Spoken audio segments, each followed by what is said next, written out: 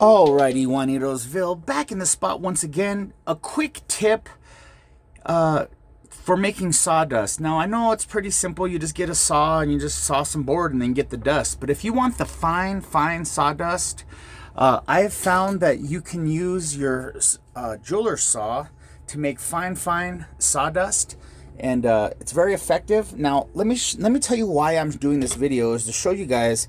See these little spots here? I was just cutting, I was just sawing, and then gathering the sawdust, and then I discovered a better way to do it, to get really fine sawdust to set under your cabochons.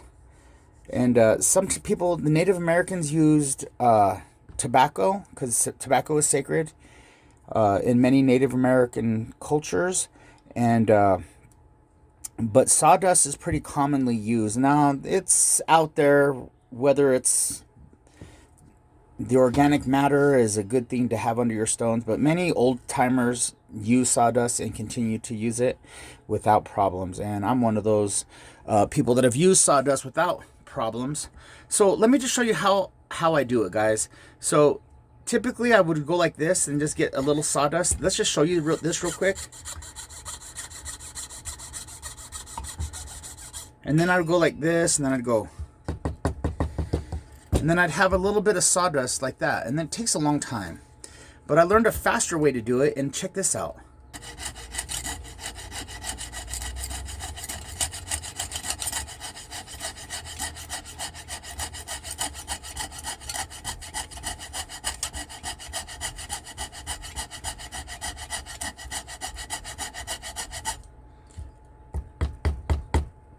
Now look how fine that sawdust is, friends.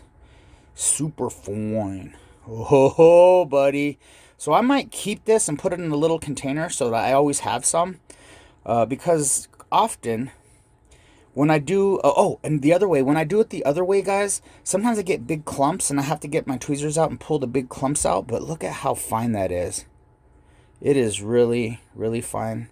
And your cabochon is going to sit on that inside your bezel, and it's going to kind of have a cushion. So, you know, whenever your clients are wearing their jewelry and they're having a wild party and they're hitting their back of their knuckles against the wall as they're stumbling home from the bar, there's a little bit of a cushion there. So that's what that's about, guys. And I have utilized that for this.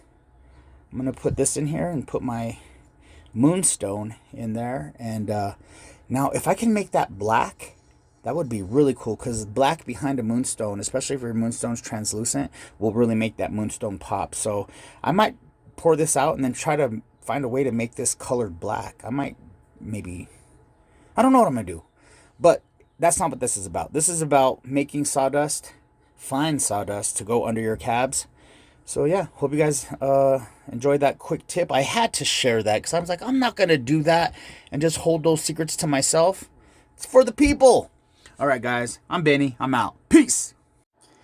All right, guys, quick tip. I did get sawdust, and I just kind of rubbed my fingers. That's why my fingers are black. Around the pin of the Sharpie.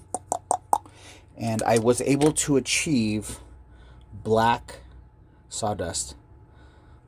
So just wanted to share that, because if you have a stone that you want to have a black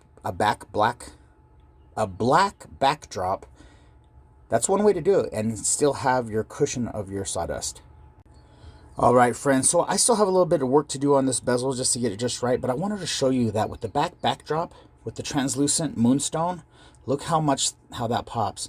If that backdrop was shiny silver, this would look all white. So folks out there that are looking to kind of get a little bit of action out of your moonstone, look at that, guys. It worked. Little tip for you friends out there, just out there trying to make your dreams come true. You know what it is. For the last time, I'm Benny. I'm out. Peace.